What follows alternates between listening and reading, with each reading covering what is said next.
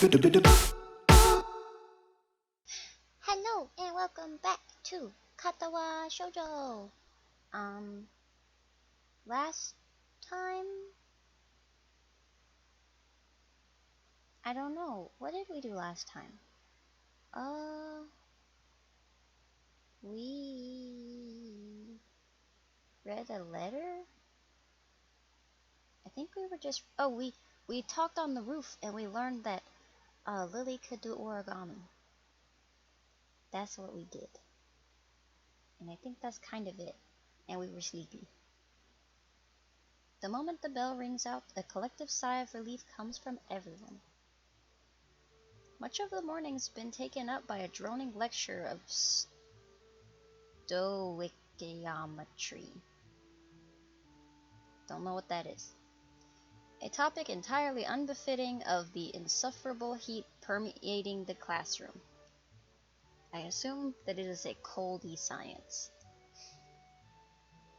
Knowing that attempting to teach anything more would be an exercise of futility, Muto gives up and begins clearing and teaching materials from his desk for the day.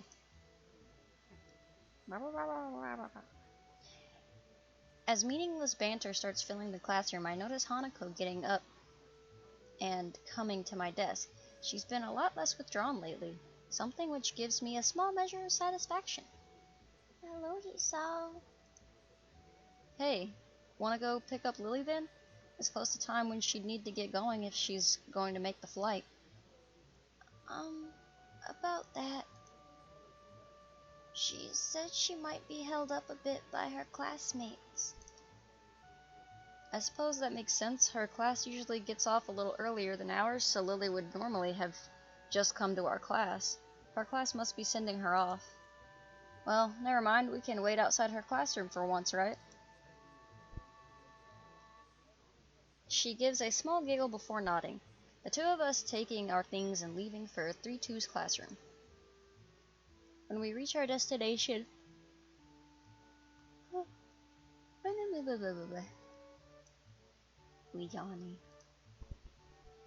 When we reach our destination, I stop in idle amusement at the scene inside.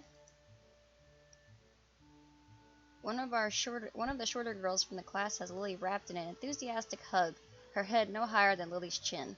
Her other friends, of which there are several, are gathered around her as well. Lily simply smiles kindly and hugs her back. I guess Lily must be pretty popular. Compared to Shizune's harsh but fair dictatorship of 3-3, Lily seems more like a mother figure for 3-2, to say nothing of her height and looks. Rude. Kenji's pointedly cool demeanor as he packs up his things at his seat in the back corner of the classroom is expected. He's no doubt far from a fan of the fuss being made about Lily's leaving. Looking beside me and seeing Hanako following my gaze, I decide to finally enter the room. Afternoon, Lily. It's just me and Hanako. Hanako withers noticeably when exposed to the din being made around Lily. Try as she might, I doubt she'll ever completely get over her social anxiety. Hello. Lily manages to work out our position reasonably well, her classmate detaching herself without a second word. A look of slight exasperation is written on Lily's face, though I can't say I blame her. Hello, Hisao. Hanako. Do we have much time before the flight leaves? I give a quick glance of my watch. Taking the trip to the airport into account, there's a good 10, maybe 15 minutes left while still allowing for contingencies. Yeah, we still have a few minutes to kill. I wouldn't worry about missing it yet. Is this Hanako? Uh-oh, I think we've just inadvertently become entangled in Lily's social web. The girl's probably part of the legally blind faction of the class like Kenji, given her almost window pane-like spectacles. Her short, roughly cut hair gives her a look that fits her excitable expression. Hello, She takes Hanako's hand and pulls it down and up and down enthusiastically. I really don't get how girls can be so social to someone they only know as the friend of a friend. while Hanako exchanges nervous greetings. Do guys not do that? Don't they, like, hug and dap up and stuff? Isn't that normal? I guess it depends on the person. While Hanako exchanges nervous greetings, I look around the room for my short and overdressed next-door neighbor. Overdressed? Try as I might, he seems to have slipped out of the classroom without anyone noticing. For a moment I try to think of possible career paths that could reasonably benefit from his single skill, before putting my mind to more pertinent matters. Lily seems pleased, if somewhat guarded, about the enthusiasm Hanako suddenly excited from those around her. She might not see it, but Hanako's much less panicked about the affair than I anticipated. Shuffling my way through the gaggle of classmates, I eventually managed to reach her. Don't worry, Hanako's fine. So many yawnies. Thank you. I thought she might be overwhelmed by them. Don't worry, we'll be gentle. Ha ha ha ha ha ha. Both of us grimace in unison. Hanako's nervous grin stays plastered on her face as another couple of girls moves in to meet her. It's kind of amazing that even just a month ago she'd never have been able to cope with a situation such as this. Even when I first met her, the two of us completely alone, she sprinted from the library. So, got everything you need? It's all packed. I just have to go by my room to pick it up on the way. And Hanako and I need to change. I guess we better get going then, Hanako. Hanako? Hanako's head flicks up towards us in a flash, her face rather unmistakably appreciating the chance to extricate herself from the small group gathered around her. Coming. The long taxi ride to the airport is surprisingly pleasant, despite the three of us being rather squashed together to fit in the small back seat. On the other hand, maybe despite isn't the right word. Lily pays the fare to the driver as we file out, Hanako's eyes flittering left and right. Thankfully there aren't too many people around, most of them being inside the main building rather than milling around outside. It isn't hard to spot Akira and Hideaki leaning against the fence while talking to pass the time. A large black travel bag, complete with wheels and travel handle, leans against the fence alongside them. Hideaki's the first to notice us, pointing us out to Akira, who gives an over-enthusiastic wave. Hey! Hey! I grab Lily's travel bag for her as we go to meet the two, earning a nod of appreciation. I've got all my stuff here. You got yours? Plane tickets as well? Don't worry, I have everything. You? Yep, all ready to go. Not without some problems along the way, I might add. Oh no. A snide remark has his head roughly dragged around by a very firmly clamped on hand. Yeah, I sort of forgot it was in my trousers pocket. Trousers that I'd put in the wash. Oh no. Don't worry, don't worry. Did you know you can print out tickets if you order online nowadays? It's really cool. Hideaki's pained expression says that this wasn't a solution found quickly. It could have been worse, I guess. We'd better start off then. Check-in should be ready by now. Yeah, you're right. There's a certain amount of wistfulness in both their voices, to say nothing of the people left behind. Meeting their family again after all these years would be big for them. Lily? Hanako wraps Lily in a gentle hug to say goodbye, one which is warmly reciprocated. Lily and I share a brief hug afterwards, each of us saying our goodbyes. Beside us, Akira and Hideaki break off from a small hug and a word or two between them. It would probably look quite nice if not for the almost comical height difference between the two. Lily takes a hold of her sister's arm once all that needs to be said in farewells is said, the two walking past the huge glass doors. Goodbye, Hisa, Hanako. See ya. Don't do anything stupid, shorty. We wave at them until they disappear from sight in the throng of people moving about outside. And then, we're alone. Well, that's that. I turn to see Hideaki already beginning to walk off. See ya. Wow, didn't even say bye. Rude. He throws a hand into the air in a manner I'd expect of Akira. In the end, it's just Hanako and me left standing outside. Well, bye. I guess we're walking back. I rest my hand on her shoulder. She absent-mindedly gazes toward the front doors of the building, as if she might catch a glimpse of either of the two before they disappear. Don't worry, the time will pass fast. She hesitates for a moment, but eventually nods. With the scorching heat of the summer sun beaming down on us, we make our way to the nearby bus stop. It's strange, really. Just when I'd begun to see Lilly differently, she leaves on what almost feels like a pilgrimage to the past. That's a very poetic of a sentence? In a way, though, that's just what I've been doing since coming to Yamaku. As much as I may reflect on everything that's happened to me, I really am hardly unique. Everyone has their own circumstances and separate paths to get where they are now. Yet I still can't really work out how I should proceed. My life may have practically been reset, and I still can't find anything that satisfactorily fills the hole I still feel in myself. Maybe Lily's leaving with what will be a good thing for me. Without her to lean on, I'll need to do more for myself. I'll have to be there for Hanako as well. It feels strange to have so much changing so quickly after my months in that hospital that seemed to exist so separately from reality, but that's all the more reason for me to keep focused. I can't let any opportunity slip out of my fingers in my attempt to rebuild my life. Blah, blah, blah. Oh.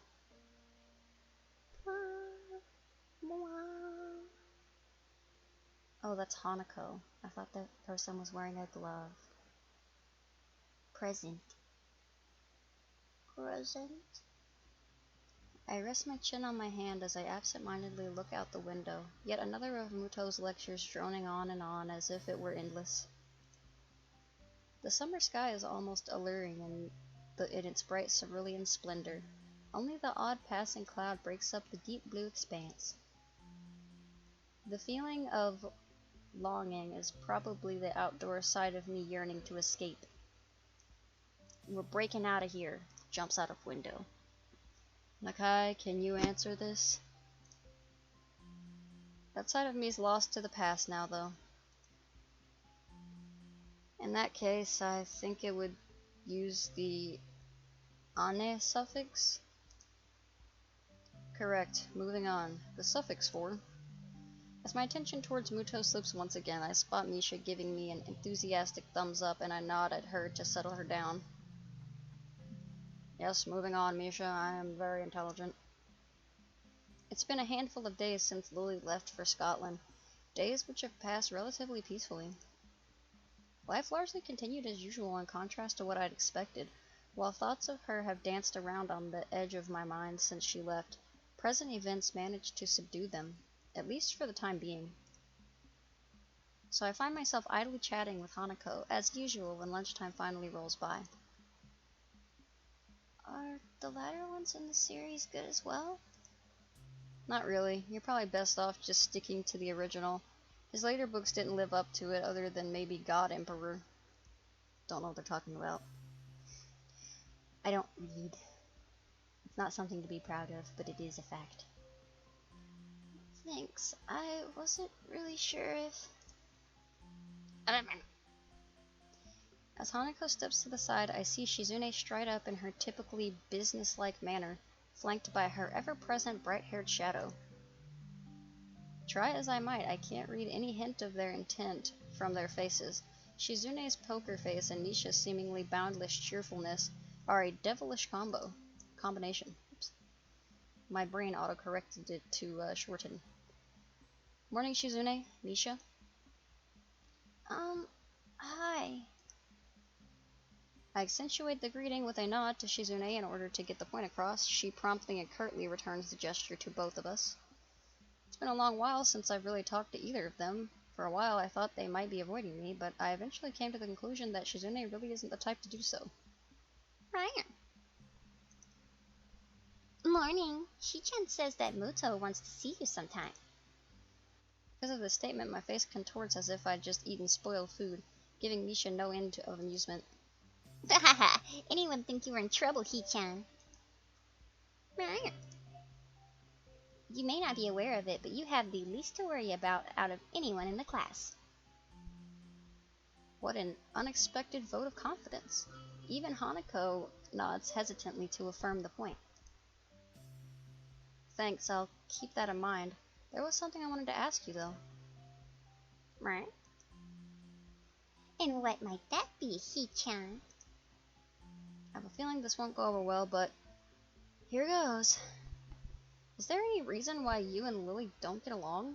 It seems like even a little civility would help you both in your duties. Shizune's cold stare after Misha happily signs the word stopped me in my tracks. In hindsight, I really could have worded that better. Oh, she said, nope, I'm getting the hecky out of here. This ain't got nothing to do with me. My name ain't Bennett, and I ain't in it. Get out of here, Hanako. I have done the bad. Out of the corner of my eye, I'm sure I see Hanako move back, just a little. Thankfully, Shizune notices this and lets her temper dissipate as she forcefully runs her hand through her hair to let off steam. Perfectly on cue, Misha begins interpreting the second Shizune's arm begins to move.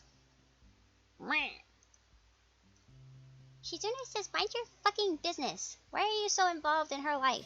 Shut up! I would say that such matters aren't relevant to you, but since you seem to have befriended Lilly... She pauses to adjust her glasses, evidently attempting to articulate her point in the best possible manner. While I assume the same of her, I cannot call my own views on the matter unbiased. Suffice to say, we were closer before than we are now. Shizune makes a quick gesture to Misha to stop her from interpreting, then has a quick meeting with her before proceeding. The fact that the two can communicate so easily yet so secretly right in front of us is slightly disconcerting. Hanako seems to share my curiosity at the proceedings, looking on with thinly masked interest. As they finish their opaque conversation, Misha looks slightly deflated. I guess her opinion on the matter wasn't followed.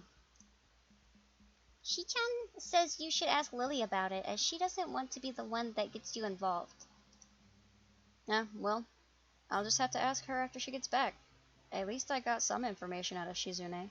The two having been on close terms means that they weren't always at each other's throats, or at least not quite to this extent. I understand. Thanks anyway. Glad we had that awkward interaction for basically no information. With a nod and a farewell, the two break away and walk out the door. She is well within her right to not tell me, but I am cucked. And no doubt headed straight for the student council room. Could have gone worse, I suppose. Hanako lets out a long breath, relieved at the confrontation's resolution. I can't say I blame her. I'll see you later then? Yeah, I'll meet you in the tea room. See ya.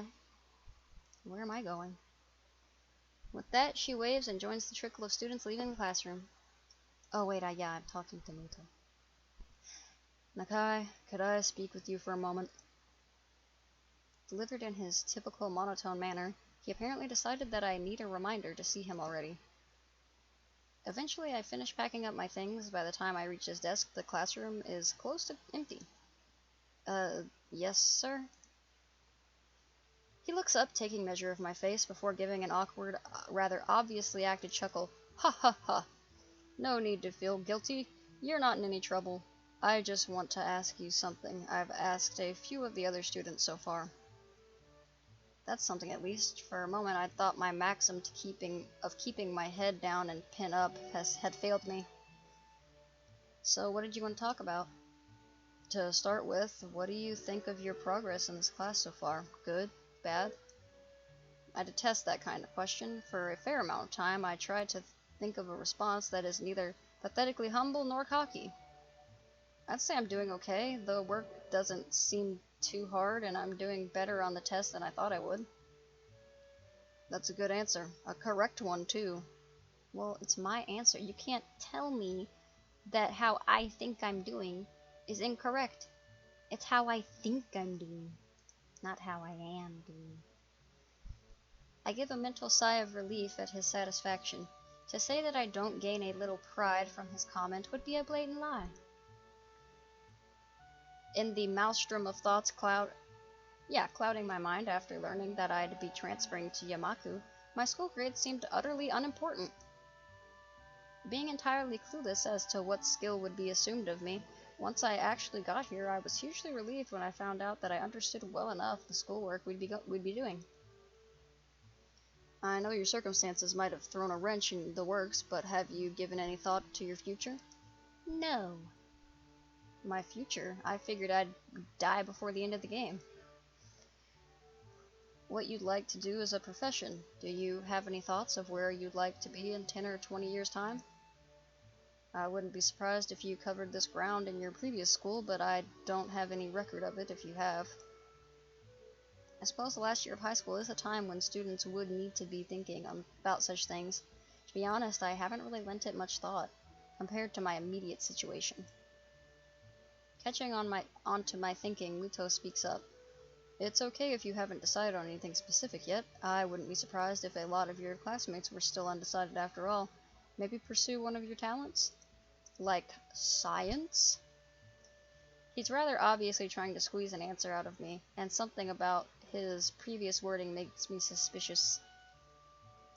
He didn't seem to be intent on asking everybody like this, so he must have some kind of selection criteria.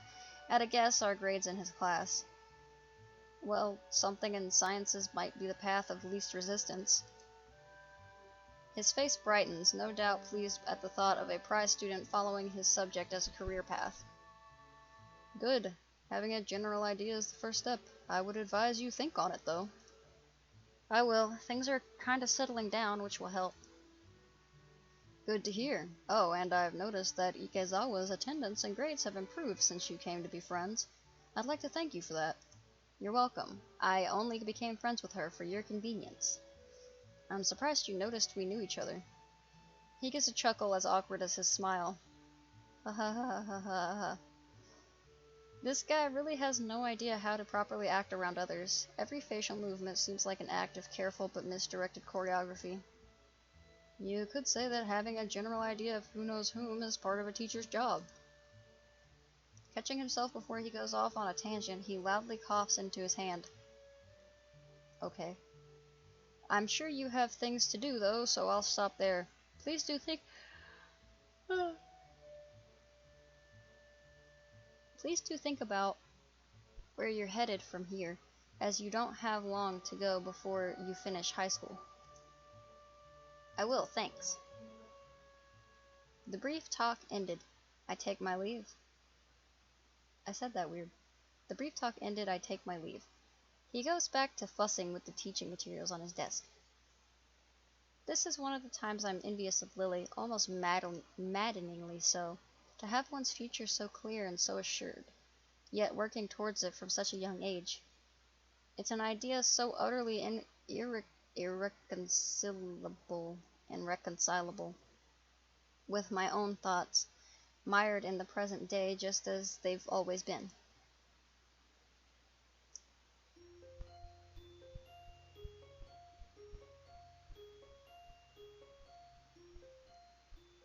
Yeah. Alright, we will leave that one off here. We got to the new chapter. We put Lilly on an airplane, and Shizune told us to mind our business, or ask someone else. And that's what we learned. Alright, I'll leave this video off here, and I will see everybody in the next video.